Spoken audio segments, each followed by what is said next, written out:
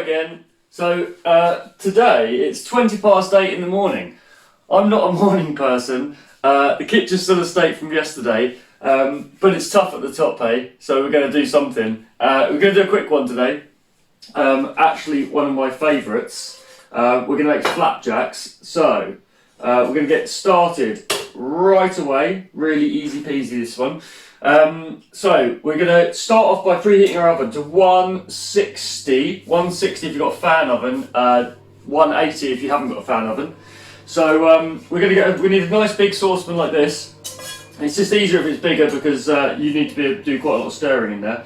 So what we're going to do is we're going to start off with 90 grams of butter. I've actually got some proper butter today rather than the Bertolli, not that it makes a difference. Use what you've got as always. Feel free to substitute ingredients if you need to.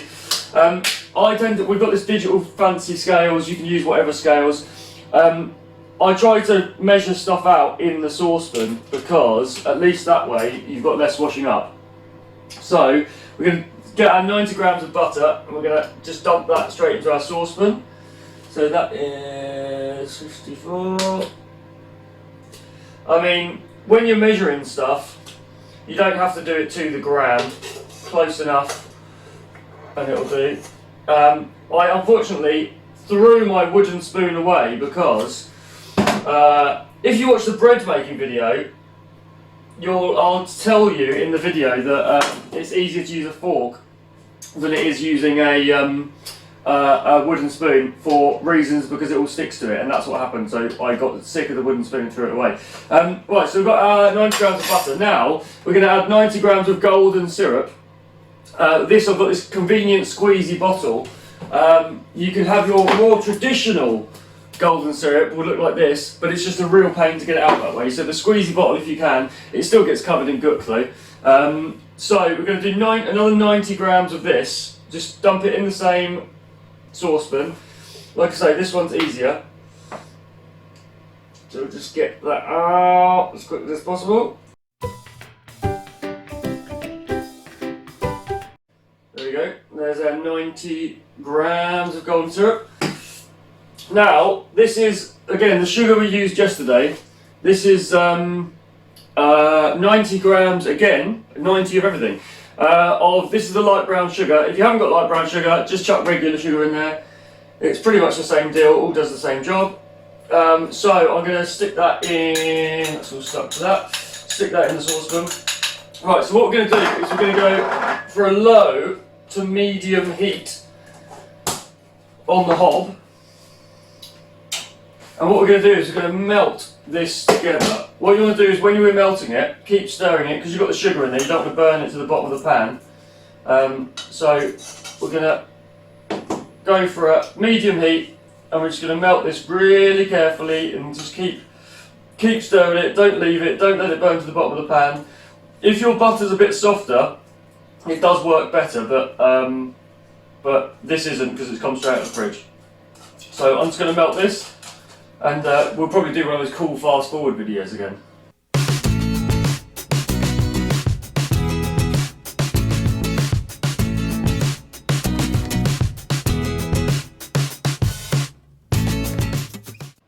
So just so you see where we're at the moment, we're at here, we've still got big lumps of butter, but we're getting a nice thick brown mixture in there, so I'm going to carry on, keep going until it's all completely smooth.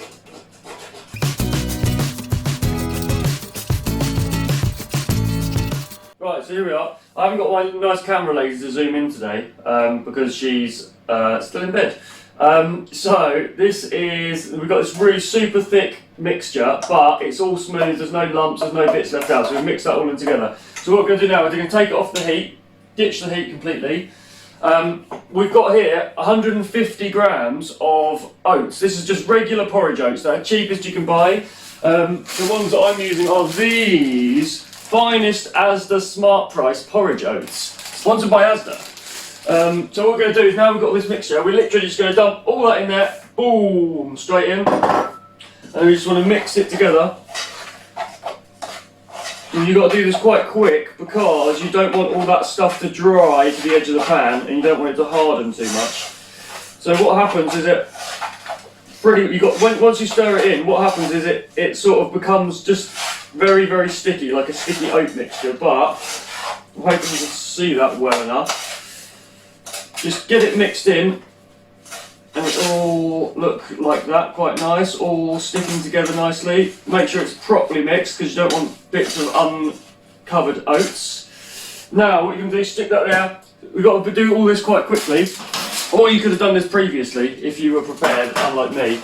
We've got a square tin like this. See, this one's completely trashed, so I'm using a bit of recycled baking parchment from the cookies yesterday. So I'm just going to stick that in there. You can grease this if you haven't got the baking parchment, or you can use a different tray if you want. If you haven't got a tray, you can pretty much just wedge this straight on the parchment on the flat tray, or you can make little balls or whatever you want to do with it. So I'm just going to literally, I'll try and do it that way so you can see, just pour all that into the middle of your tin. Try and scrape it all out, we don't want to leave any behind. Like I say, if you could use a wooden spoon for this, it's a bit better because you don't have all this sort of scraping going on, but I lost mine, threw it away, and because we live in the real world, things like this happen. So what we're now going to do, we're just going to push it with the back of the spoon into the tray. Now it turns out, because I wasn't that prepared, that this tray isn't actually big enough for, it's too big, sorry, for the mixture. So what's happened is we haven't quite reached the edges, but that completely doesn't matter. It's literally just something to hold it. So what you want to do, you don't want to go too thin with this because it'll end up getting burnt. So I've gone about,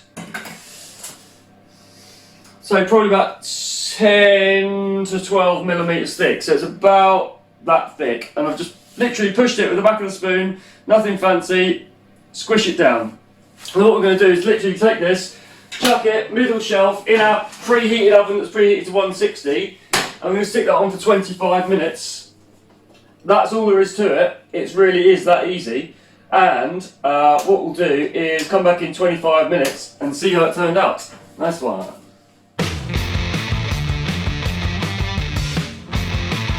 If you're anything like me, you might have done a funky dance while you were waiting for the oven to do the cooking. So, anyway, we're done now. 25 minutes is up, yo!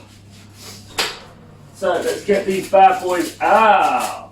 So, these are probably, I've slightly overcooked these, but that's how it goes. So, maybe just keep an eye on them, but hopefully you can see what they look like. It's actually, no, that's not overcooked at all. It's absolutely fine.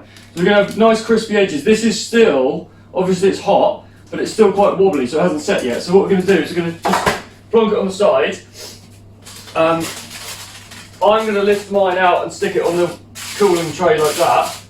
If you did the buttering, instead of using the tray, you're going to sort of want to flip it upside down or do a little scrape around the edge or something like that. Hopefully you'll be able to get it out in one piece. That's why I use this parchment stuff, because it's just, you just lift it out and leave it there. So what we're going to do is we're going to leave that to cool for a little while, and then once that's cooled down, we'll chop it up and taste it, which is the important bit. So just another bit to add as well.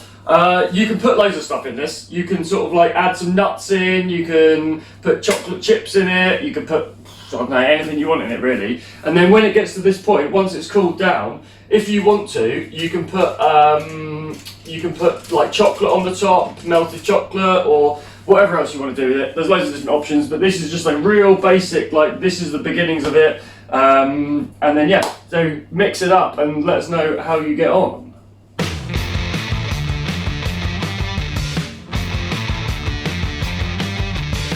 Right, well, so now I've had some breakfast and the flapjacks have cooled down slightly.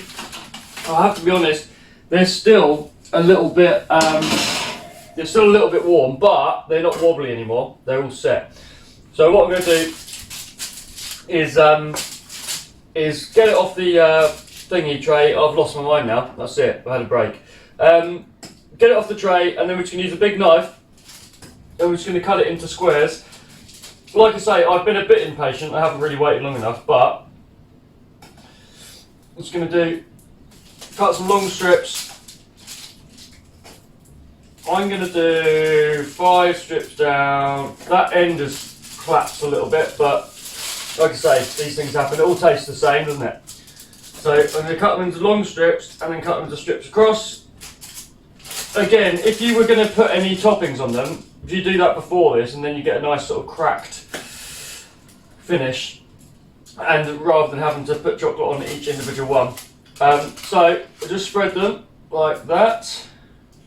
My official taste testers still haven't been downstairs yet, but I will taste them for you and let you know. So these are still warm, they'll be delicious, but let them cool